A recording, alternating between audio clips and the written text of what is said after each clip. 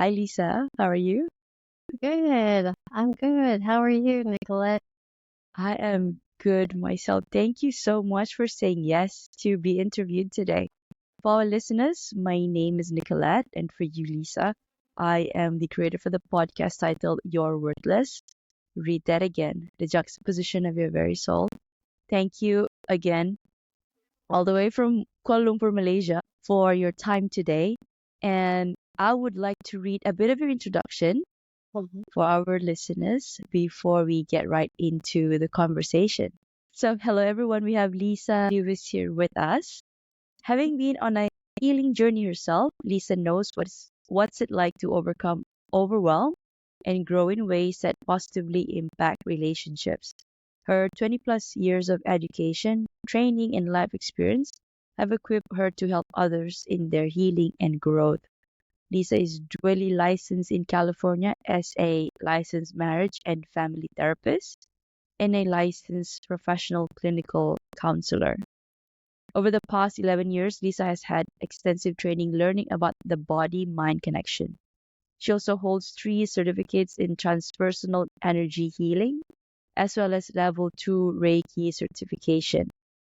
Her role in the field of psychology today revolves around her therapy practice and work in her community. She sees patients in her Pasadena office or virtually in online therapy or phone therapy. Typically, she addresses issues related to being a highly sensitive person, a parent, or an individual struggling with depression, anxiety, or stress. Wow, wow, wow, wow. That's a lot to unpack. But I love it. Wow. Thank you so much, Lisa. You're welcome. Thank you for having me on. So Lisa, before we go straight into the nitty-gritty of things, can you share with us what was it like growing up as a Lisa Lewis? But Lewis is my married name. So when you say Ah, okay. Lisa Lewis, that's not who I was growing up. I was Lisa Okay. Galan. Ah, So, okay. yeah, I grew up in a middle class family. My dad worked. He was a firefighter his whole life, and I have an older brother, 2 years older. And so we grew up middle class family, provided for by was provided by my parents. They worked really hard to give us what we wanted. Had a public education. I was the first one in my family to go to college, graduate, and then I actually went back after having kids to get my master's and to do what I'm doing today. So this is actually my second career as a therapist. Wow. May Yeah. I know what was your first career? So my first career was working in television news. I went to school and studied journalism, and then I worked in the field of TV news and TV sports for about, I don't know, 7 to 10 years before I had kids. And then I decided to stay home and have raise my children. And then knowing that I wanted to go back and go back to work, but I wanted to go back to work in the way that I felt was I was giving. And I didn't really feel that so much in television news. So I just didn't feel that I was really giving anything. So now I do feel that sense of connection and like my purpose in life. So yeah. Hmm, I love that. I can resonate because I too just moved out of my corporate job, 9 to 5.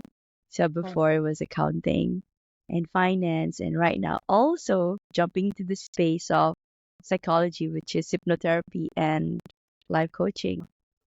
Of course, I'm still very, very early in the process. And I've interviewed so many people who made the jump.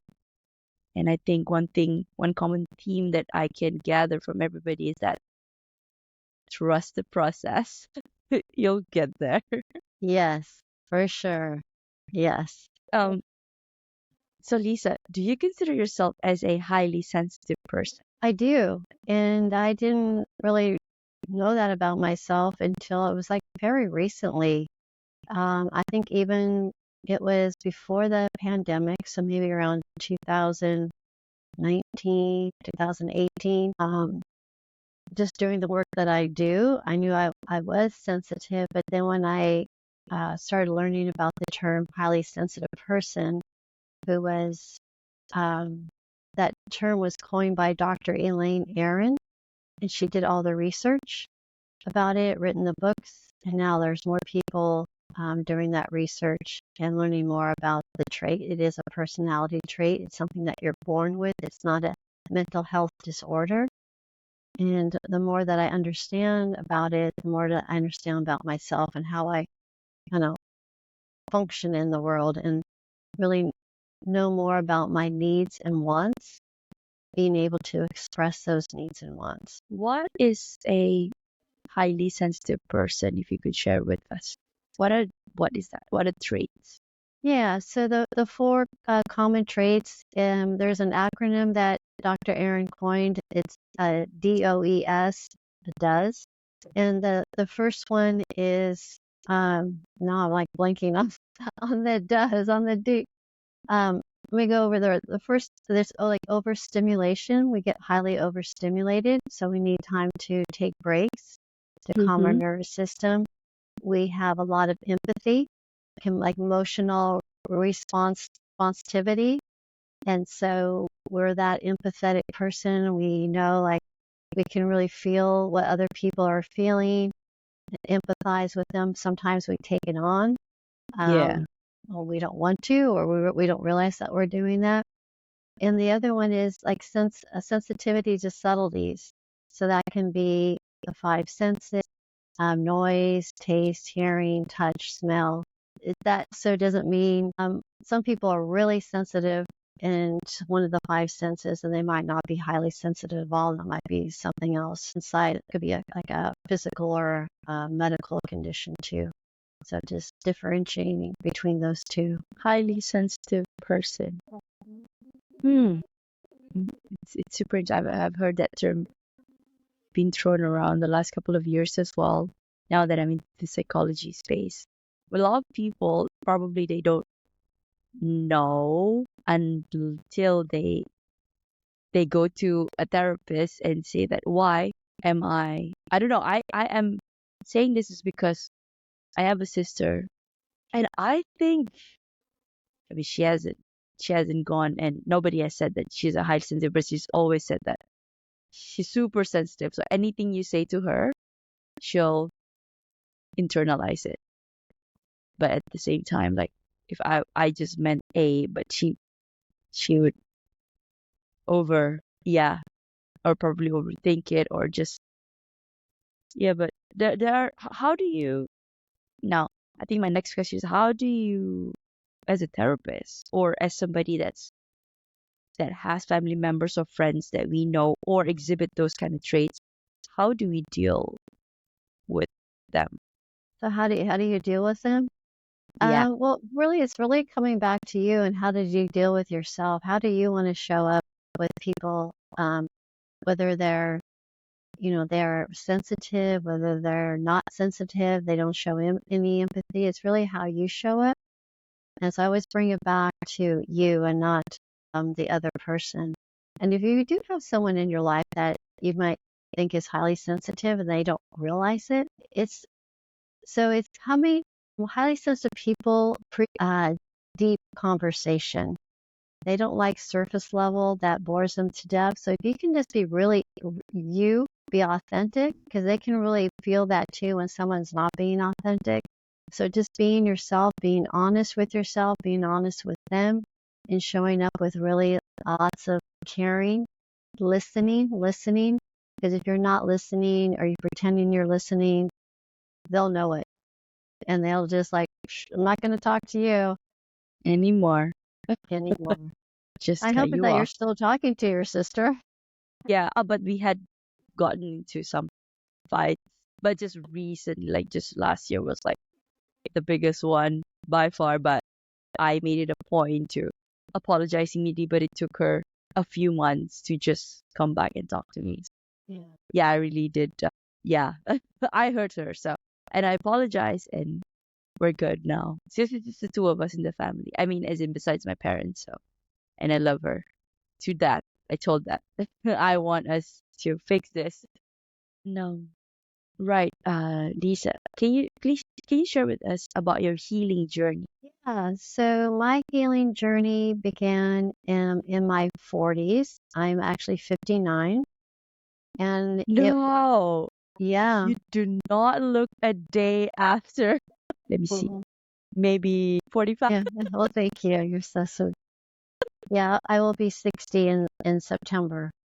So, my healing journey began after my kids were born, and it was actually after my third child was born, and I had a home birth, and I was complaining to my midwife, the person that delivered my baby, about my in-laws because I've had like a tumultuous relationship with my in-laws, my husband's parents.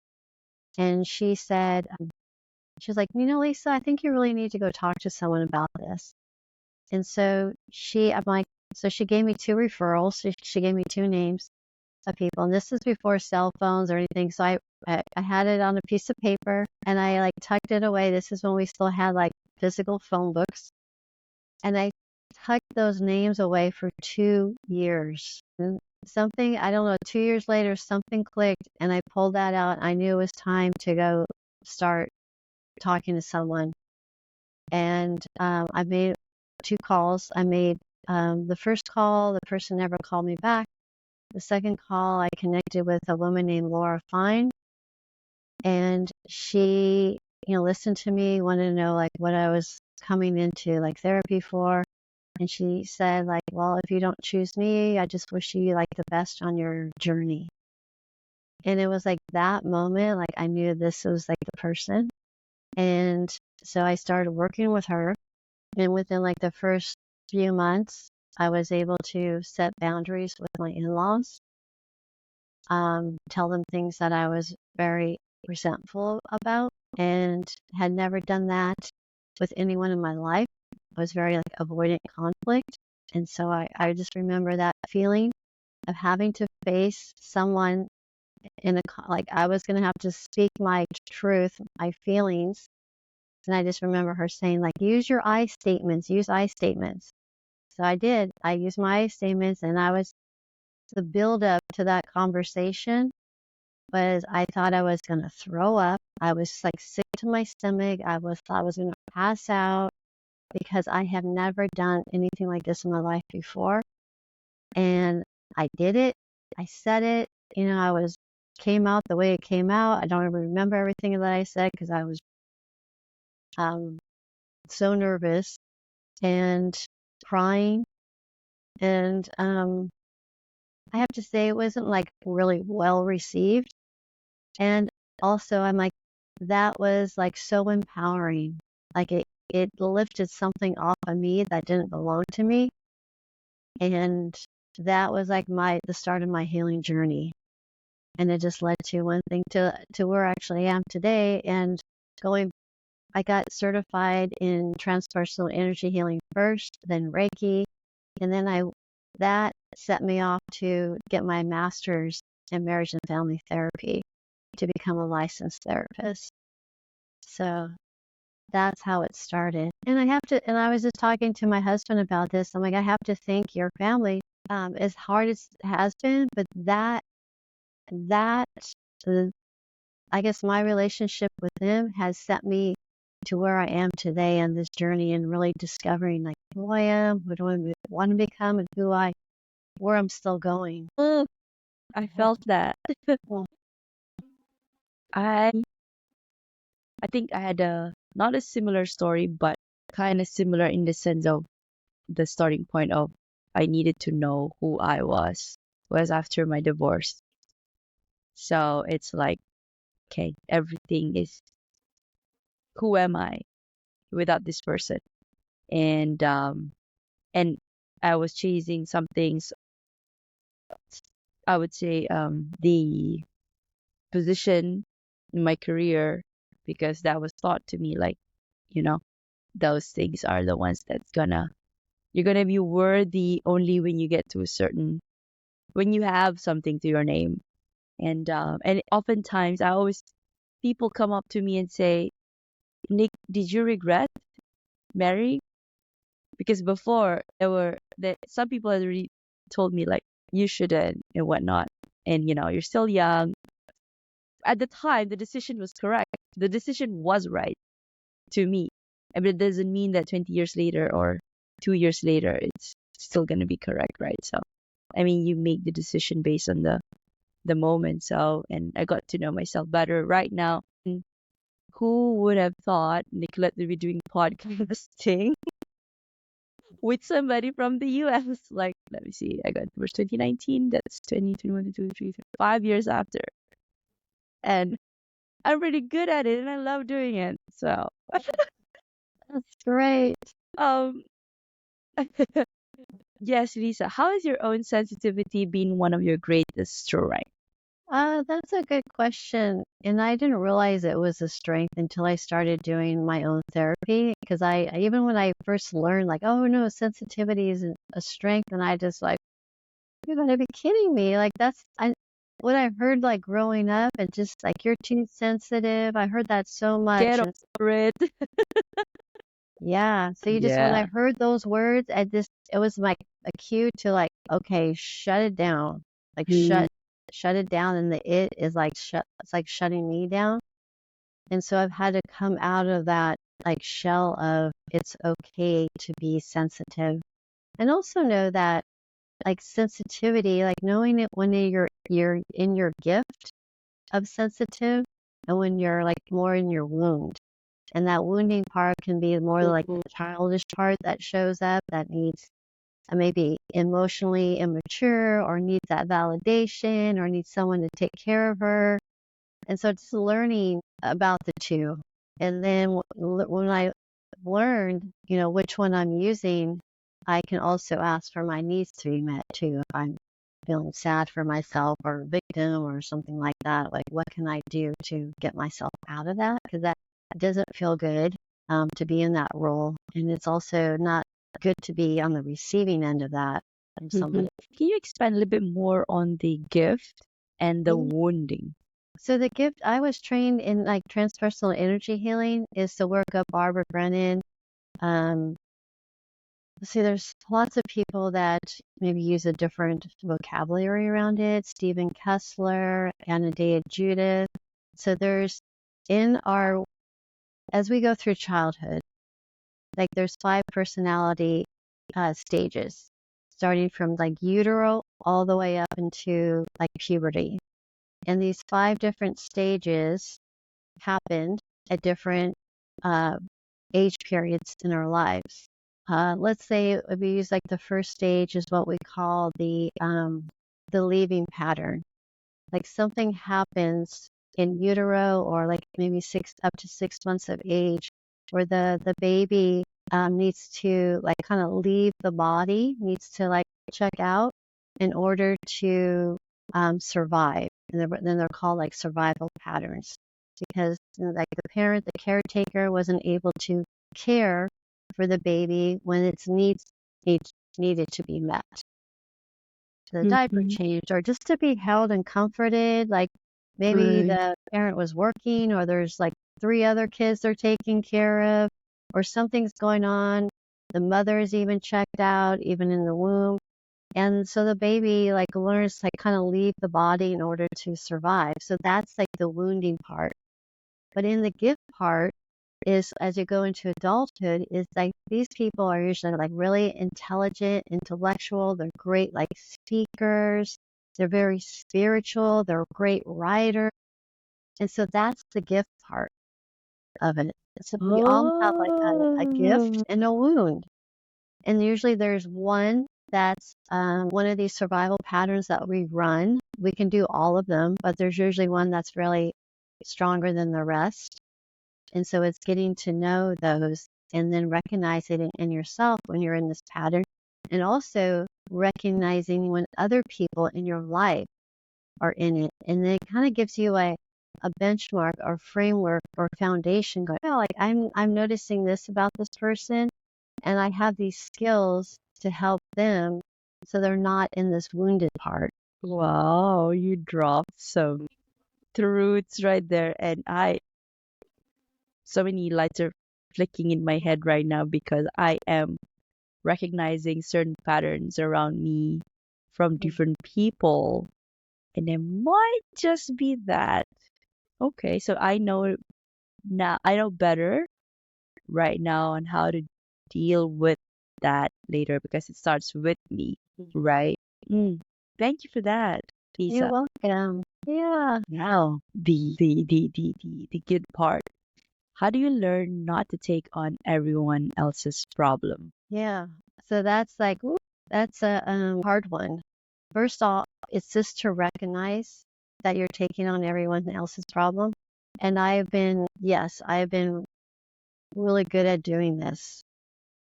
And I have to look at it like if you just step back and look at like a bigger picture of the whole scenario, what purpose is that serving for like me or someone else to want to help somebody else or take on somebody else's problems? I, Because that takes the attention off of me and puts it onto somebody else. And it's going to be easier to try to fix somebody else instead of putting the attention back on me, having to look at me and going, ooh, do I like what I see? Do I not like what I see? And that doesn't feel so good. So oh, now I have to go like, no, I'd rather go do that. Like we all do that in some way, especially like in families and by all those entanglements. So the more that we can just keep coming back, this is something I've really been working on and just recently too, coming back to your own lane. So ooh, I like to think of like a street where there's a sidewalk, a street, and another sidewalk on the other side. And you have your side of the sidewalk and someone else that has their side way over there. And when things start happening in your life that are not going so good, and then going, where am I? Wow, like I'm in the street, or you know what? I'm way over there on their side. mm-hmm. And why am I over there? Like I need to like come back over to my side. And it's kind of like minding your own business. Yeah. And sometimes we want to control what that other person is doing because we don't like what they're doing. And maybe we think we have the answers. We can help them, but they may not even be interested in what we want to say or do or help. Like that Mm-hmm. person has to want it for themselves. We can be there. We can say, hey, if you're interested, some I'm feedback here. for you. I'm Yeah. here for you. How can I help? And if they don't want it, that can You. be really hard to say, like, Yes. ouch. No. Yeah. Why don't you want my help? Yes. Like I can see you're struggling or you're not. And but anyway, I think it's really good for us to also be self-aware and realize and that that they themselves they have to realize it and they have to want to get help or have people maybe talk to people to somebody in regarding their behavior. And you know, I think the best way, I think, if now I'm just talking for me, like friends or family members, like when you are, I don't know if I'm highly sensitive, but I think, yeah, when you said it, so some of the traits I think I have them. But then you become very observant, and sometimes you can think, but it's borderline not to judge as well, I think, and borderline judging and also just observing and just trying to maybe offer your not opinion seems very strong as well, like hey, and but then I think the best way is to emulate what is the best had if they were to do certain things. That is very that is all in, I think, the way you do, because it's energy as well, your field to people, and they can feel it, like it's your aura. And I think you do it, whatever it is as sad to you, you just have this kind of like field to shield you from that, but continue to be kind and to not engage if that's retaliation and any negative reaction from the other party. And it takes maturity, it takes understanding to actually reach that level. It It, does. It sure yeah. does. Yeah. And because I used to be the a lot of people come to me, my sister basically. Ning calls me Ning. That's my nickname. It's you've you've definitely changed. I used to be the worst sister ever. Oh, I used to be so selfish growing up until life humbled me, and yeah, here I am, understanding it from now. I understood what she felt. She kept on saying this. I was like, what? I'm not doing all of that. But then me saying that, just negating all of it because I didn't want to do the work. I didn't want to shine the spotlight on me. That is everybody has to do that work just to ascend, I think. yeah. hmm Yeah, Um, do highly sensitive people make great leaders, Lisa? they sure do. They sure do. And they do. And even the research shows it. Highly sensitive people make up 20 to 30% of the population. And there's half are men and half are women. Okay, And that's good. so, These are the yeah. healers. And so as a highly sensitive person, if you look like just in, give me an example of just like mammals.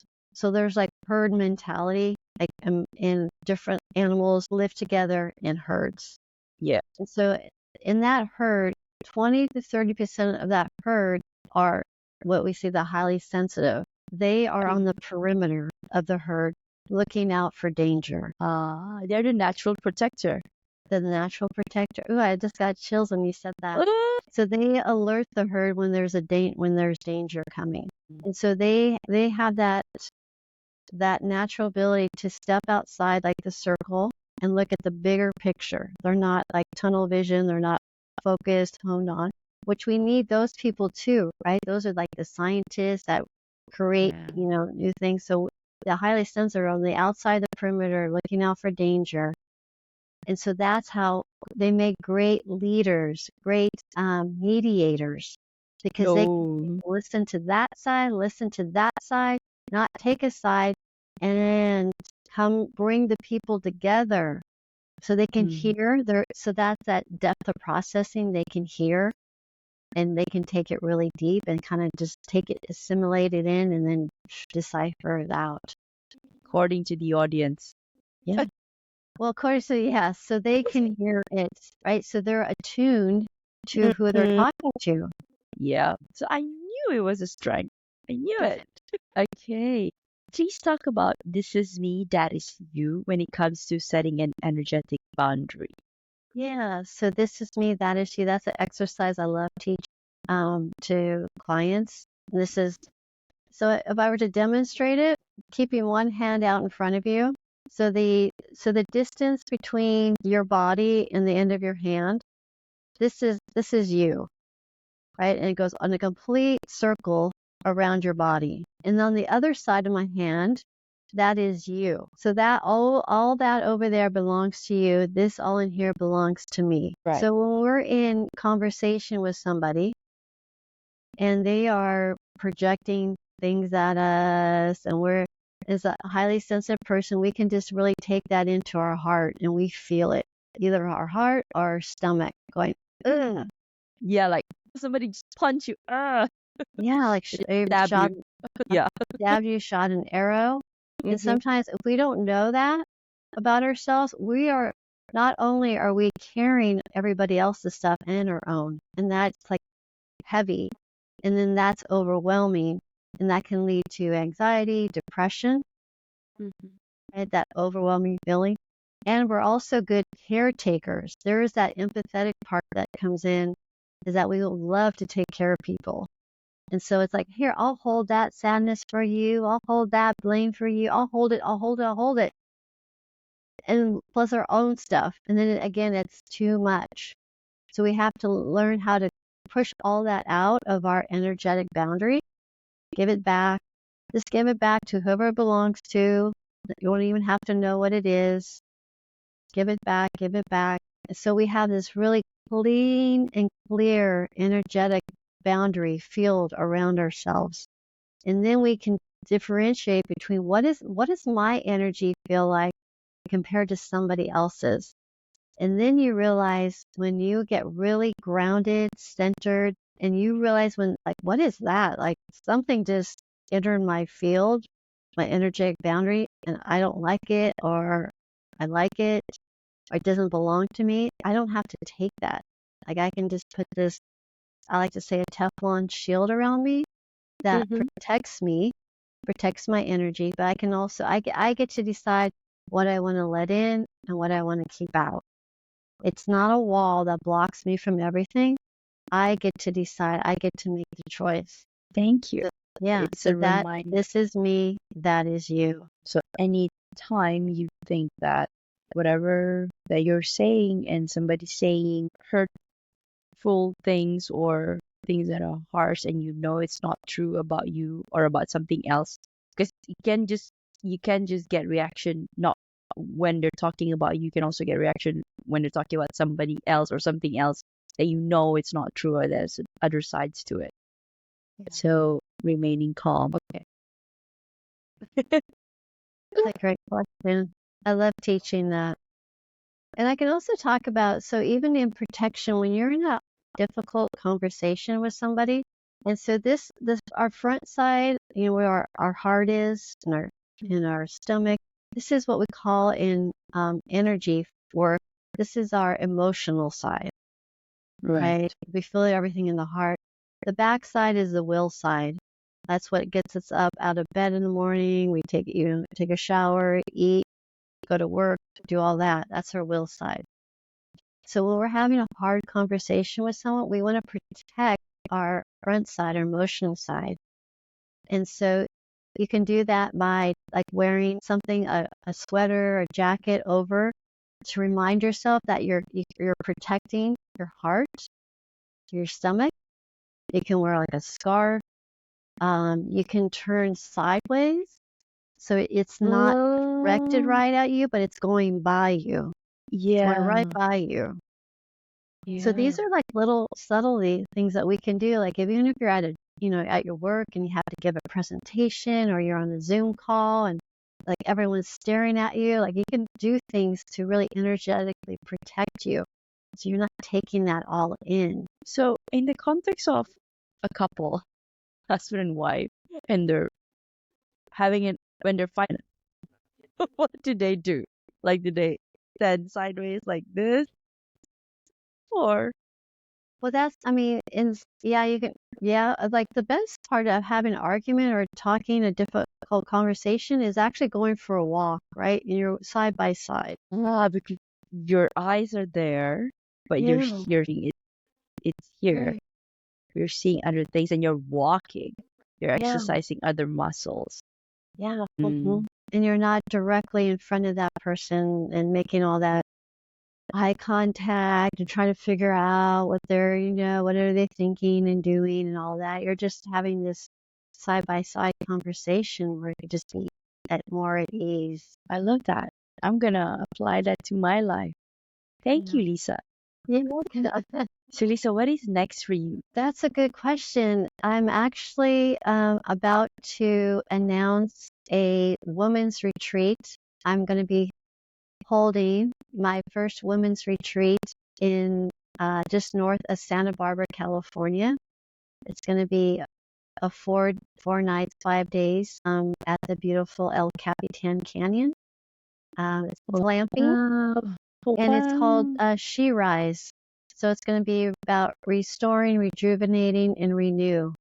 And it's going to be a small, intimate retreat for 9 women to come together for 4 nights, 5 days, and do some work together, and really coming together in community and just supporting each other. So that's what's next. That's what's next for me. I just have this feeling of some overwhelming feeling of wow, like that is something. Like I definitely have that in the pipeline as well. Just wanna rally some women together. And I wanna have them in Costa Rica and whatnot, but I haven't figured out the details yet. But Mhm. it would be nice. That's nice. Not having so many people because so many will you'll your attention will be diverted, Yeah. and then small intimate people would be like more to one. You Yeah. really work with each of them. Yeah. And this is my first one, so I wanted to have it small, so not out of control or too many people not knowing how to manage that. And also, I've been to the location many times, so I'm very familiar with it and working with Uh, the land. And it's right on the beach, on the ocean. ooh, So it's very oh, like spiritual place too. I love that. When would this be? So it's October 31st through November 4th of this year, 2024.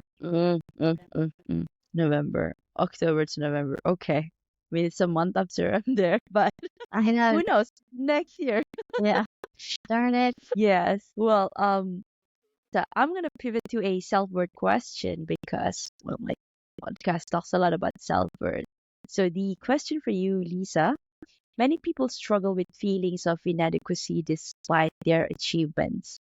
What Mhm. advice would you give to someone experiencing imposter syndrome in a high pressure environment? Mm, that's a great question. So, being a perfectionist myself and a high achiever, and there's nothing. So that's the gift side of it, right? Perfectionism and high achiever, and there's also like the wounding side of it, where how are you spending all your time, and what is it about these achievements that what is it doing for you? Is it Mm, actually getting you what you want? Is it getting you like the relationships you want? Maybe it's getting you the status, the money that you want, but is that actually fulfilling to you? So recognizing there's nothing wrong, I think, about being a high achiever and um, to surround yourself with other people that have that same type of energy or synergy, and also mm, know that don't make it into a competition, but really be intentional why you are doing what you're doing. And is it yeah. really serving a healthy purpose for you? And I know, like for me, I had to recognize, it comes back down to really basic unconditional love and conditional love. And that conditional love, like I need to, even as a kid, like if I do this for you, for mom and dad, like they will love me. So I'm going to keep doing this thing. What I'm really seeking is some kind of love. And right, Mm-hmm. kids will get love. They'll do whatever they can to get conditional love, positive love, negative love, some type of attention. Yeah, and I think you're right. There's nothing wrong with being an overachiever Mm-mm.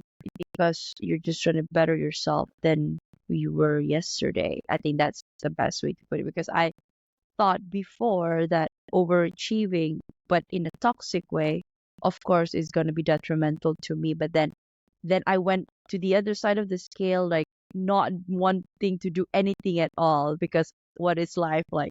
What is the point of all of this?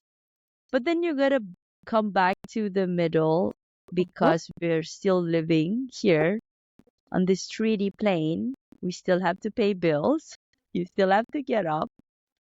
Really understanding yourself, like doing the work, I would say. Yeah. That's Hmm. it. I mean, what you said, the scale, right? The scale tips this way, one way, and it comes Yeah. back the other way, and it's finding that balance. What works for me, right? Hmm. So I'm not doing this for somebody else, but I'm really coming, what am I doing? Why am I doing this for me? Yeah. Thank you for that, Lisa. And like I say, you've done the work. Thank you. Yeah. I'm Yeah, when you pretty can talk about proud of it and myself. when you can ask questions about it, you've done the work. Thank you. Hey, well, I'm pretty. Yeah, I feel pretty proud of myself because nobody can do it for you. Only you can do it. Yeah. What is your heart's greatest wish, Lisa? What was that question again? What is your heart's greatest wish? My heart's greatest wish is to have my oldest son back in my life again. And when you ask me that, I'm crying because that's what my heart cries for that. It's like sad about it. And like, have you ever had something taken out of your life that you didn't want to be taken out of your life? And you realize how much you miss that person or that thing? And that's when you have to take a look at your life and make the changes in your life to allow for that person to see the changes that I think you've made. Or like I'm talking about my son. So I'm hoping, I want in due time that he does see that. Thank you for being so vulnerable. And I apologize. I didn't know. Thank you. And I thank you, Nicolette, for giving me the space to say it out loud. Because when I say it out loud, it puts it out into the universe. And I believe when you put things out in the universe, I don't have to hold it in. I can let it fall where it needs to fall or land. You're very well. When you said it, I had just chills all over my body. Oh, sending all my love and light to your way, Lisa, and your family. Do you have a mantra that you live by? I don't think I don't really do. I don't think I have a mantra. I use a lot of mantras. I like the Ho'oponopono Hawaiian prayer. Ho'oponopono. Yeah, Ho'oponopono. That's Hawaiian prayer. I like to say that to myself. Is there anything that keeps you up at night, or do you sleep well? Sometimes, like issues with my family keeps me up at night, and sometimes I sleep well. I'm trying to sleep better, like regulating my nervous system just to have that calming down. Yeah. If you could create a quote right now for you to leave to the audience listening and the world as your legacy, what would it be? Love yourself no matter what. Love yourself more than anyone would ever love you, because loving yourself gives others a chance to love you back. What a great way to start my day. That's a great way to end my day. Aw. So Lisa, how can people reach out to you? So they can, I'm on the web. I have my own, my website is lisalewiscounseling.com. I'm on social media at Hands of Light is my IG, and also Sensitive in Nature is my podcast. So you can reach me on all the different podcast platforms. I have a website for Sensitive in Nature, sensitiveinnature.com, and also on Instagram. So that's how they can find me. Thank you. And there you have it, guys. You heard it from the person herself, Lisa Lewis. Lisa, before we close off, I'd like to thank you personally for the work that you're doing for the world and for advancing every step of the way despite the challenges, creating trails for those that will come after you. And for our listeners, this has been that one podcast with that controversial name, You're Worthless. Read that again, the juxtaposition of your very soul. Now, if you find yourself thinking that you are worthless, you're probably not alone. But more importantly, ask yourself a level deeper. If I'm worthless, then why the heck am I here? It is because your soul have chosen to be here energetically all the way from the ethers, and for that reason itself, you are worthy and you are enough. This has been Lisa Lewis, your guest of the day, and Nick Nierras, your host, signing off. Thank you so much, Lisa, for your time. Thank you, Nicolette. Glad to be here.